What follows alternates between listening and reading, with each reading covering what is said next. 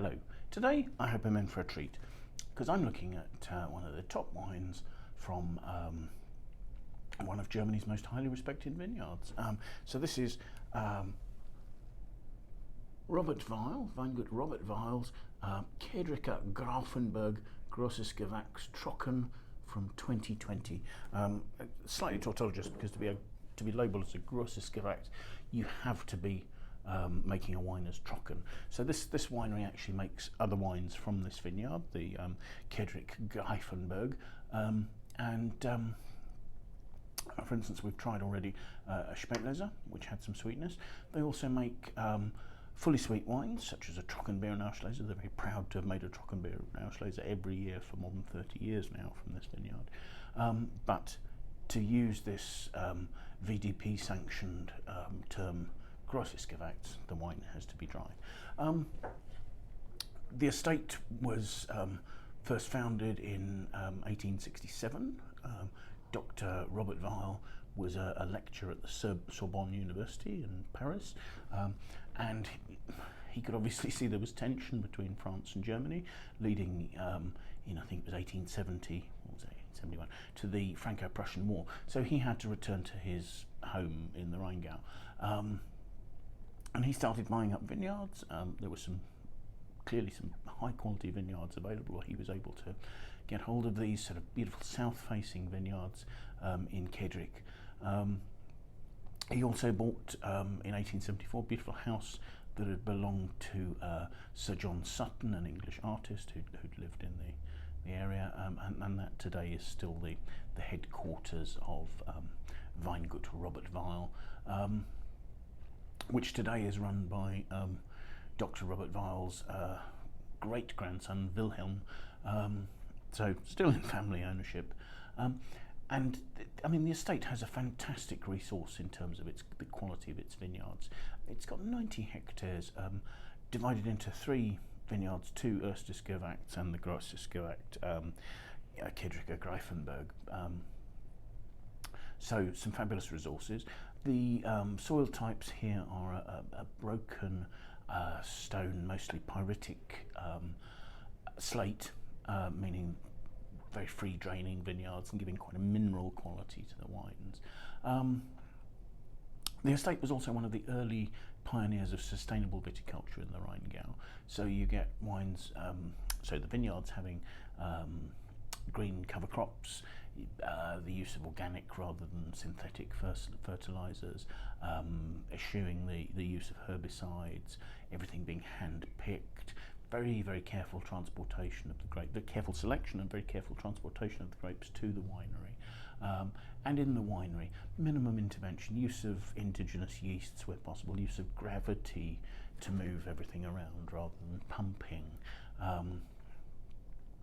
And so, yes, a low intervention approach, aiming at preserving the purity of the fruit into the wines. What have we got to say about this? Evidently, the fruit reaches the winery, so as whole bunches, very in good condition. It's been very carefully selected. They'll make up to 17 passes a year through the vineyards, which is how they are able to make a Trockenbeerenauslese every year, by very careful selection of each set of grapes at exactly the right amount of ripeness. The juice is gently pressed using a pneumatic press and is allowed to settle until you've got very clean juice for fermentation. And then they make a distinction. If they're making a dry wine, it will ferment and age in large oak casks, and wines with sweetness are fermented and aged in stainless steel. The difference being that micro-oxygenation gives a sort of a roundness and a richness to the character of the wine that stainless steel doesn't do. So it's the presence, as I say, of that oxygen allows that to do that. So let's see if the wine bears that out, shall we? First thing to say, you've got quite a pale colour, so a greenish yellow. The wine has 13% alcohol, but yeah, there are some slight tears showing on the glass.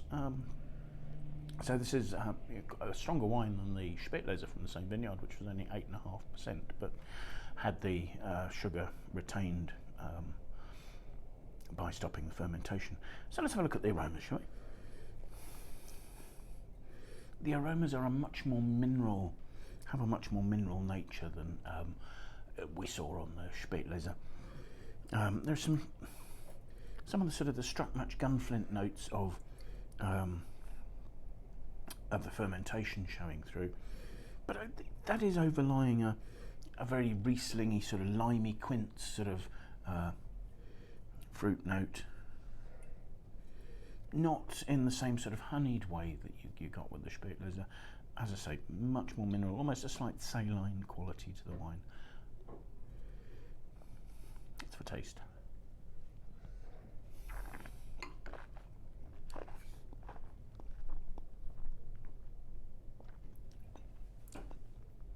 The wine has a much richer texture than the Spätlese had, which was, the Spätlese was lean and soft.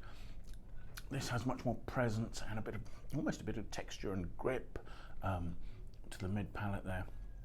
I'm not saying there are necessarily oak flavours or aromas, but there's a slight, almost phenolic texture there, which could also be the alcohol, of course, adding a bit of weight to the mid palate. It's very harmonious. I mean, it doesn't stand out particularly, and it allows a sort of a waxed, slightly